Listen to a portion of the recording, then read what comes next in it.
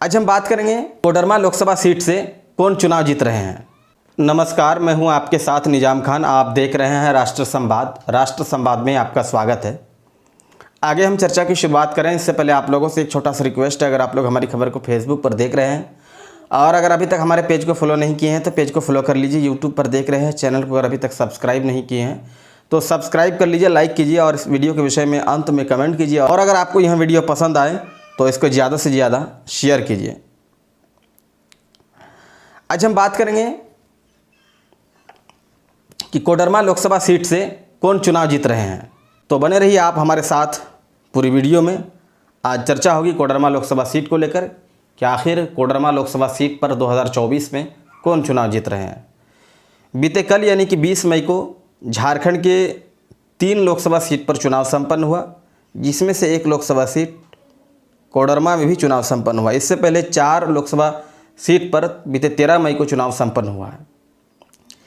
देश भर में कल जो है कि 5वें चरण का चुनाव संपन्न हुआ और झारखंड की बात करें तो दूसरे चरण का चुनाव संपन्न हुआ।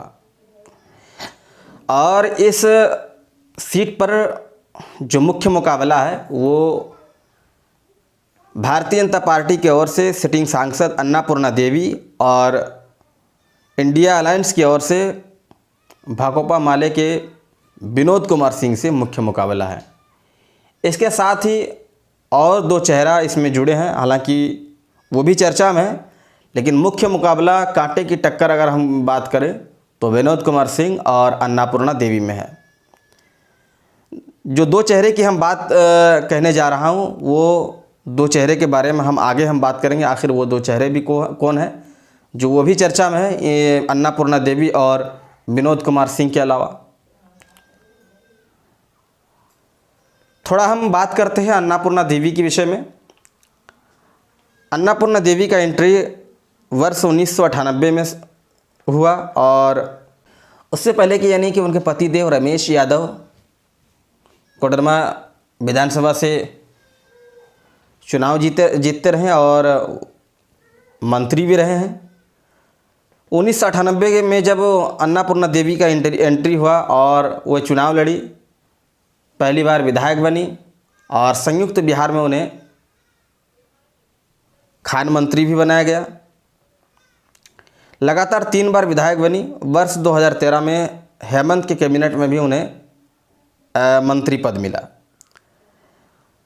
उसके बाद तब ये जो है राजद में थी, राष्ट्रीय जनता दल में थी। लालू यादव ने झारखंड प्रदेश की उन्हें प्रदेश अध्यक्ष भी बनाया। हालांकि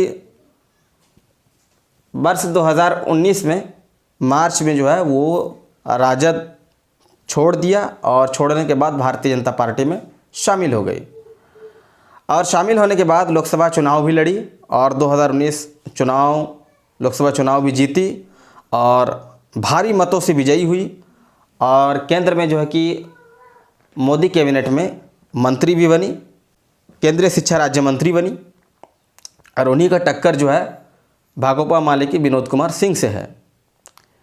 लेकिन यहाँ पर बात है कि विनोद कुमार सिंह और अन्नापूर्णा देवी की कितना मुकाबला जो है कि कितना कांटे का टक्कर होगा, क्योंकि विनोद कुमार सिंह भी जो है वो भी कद्दावर नेता है।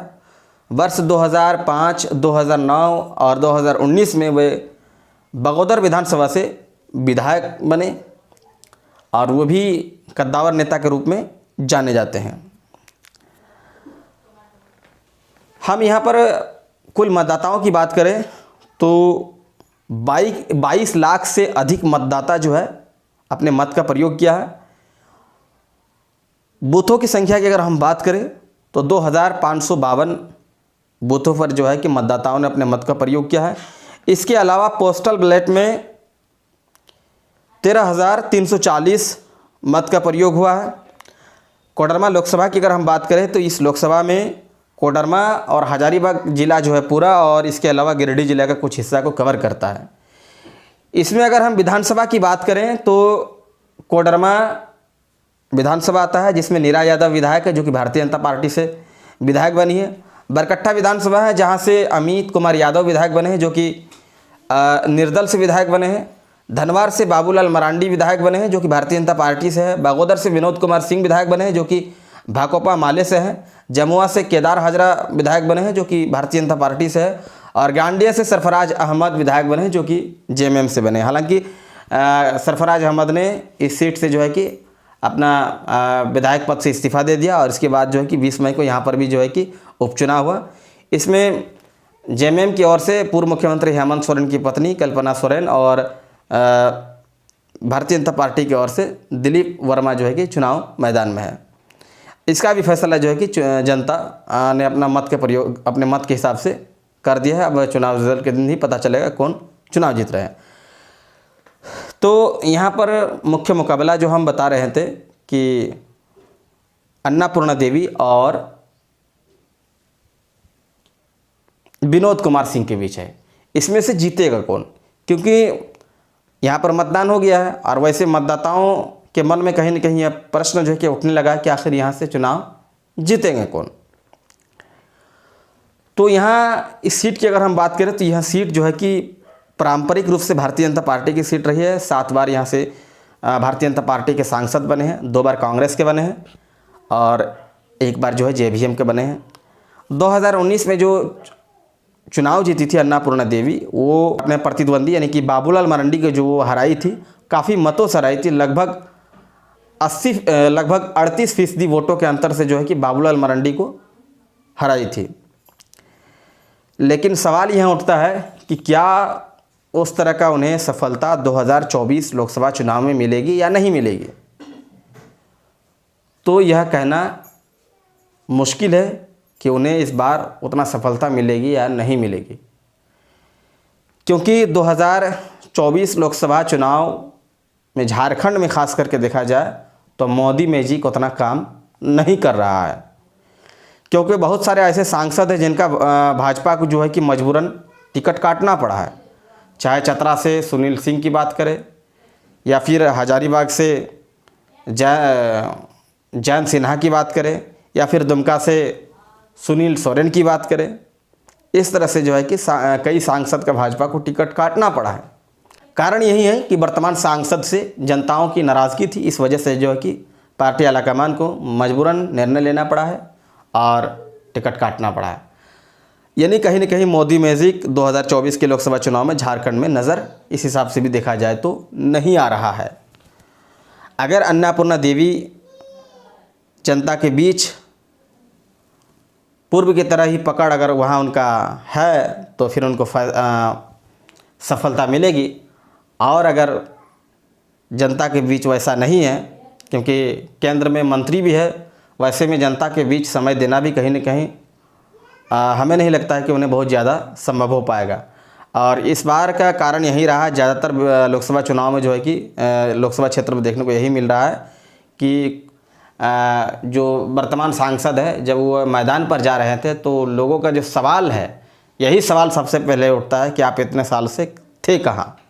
यानी जो भी सांसद अगर अपने आप में घमंड पाला है कि मैं तो मोदी जी के इस नाम से जीत जाऊंगा, तो इस बार झारखंड में कहीं ना कहीं वो सफलता कहीं ना कहीं नज़र नहीं आ रहा है, जो है कि नुकसान भुगतना पड़ सकता है। यानी जो फील्ड वर्क किया है, जनता के बीच पहुंचा है, काम किया है, उन्हें फिर जनता आशीर्वाद कहीं ना कहीं देगी, और अगर नहीं किया है तो फिर इसका खामियाजा जो है कि कहीं ना कहीं भुगतना पड़ सकता है।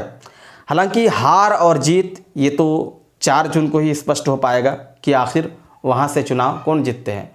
अब हम बात करते हैं इसमें जो 2 और नाम के विषय में हमने कहा था कि 2 चेहरा और भी जो है कि कोडरमा लोकसभा सीट पर चर्चा में, तो वो है हालांकि उतना चर्चा में नहीं है, जिसमें पूर्व विधायक जेपी वर्मा है और JLKM यानी कि जयराम महतो का जो सिपाही मनोज यादव भी चुनाव मैदान में है। हालांकि चर्चा में है, लेकिन उतना ख़ास चर्चा में कहीं ना कहीं नहीं देखा जा रहा है। हालांकि जनता किस और करवट लेगी ये तो खैर 4 जून को ही स्पष्ट हो पाएगा। किसके पक्ष में चुनाव परिणाम आता है ये 4 जून को ही स्पष्ट हो पाएगा। बाकी इस खबर के विषय में आप लोगों को क्या लगता है, कमेंट करके हमें ज़रूर बताएं। खबर अच्छी लगे तो लाइक शेयर करें, हमारे पेज को फॉलो करें, यूट्यूब चैनल को सब्सक्राइब करें। धन्यवाद।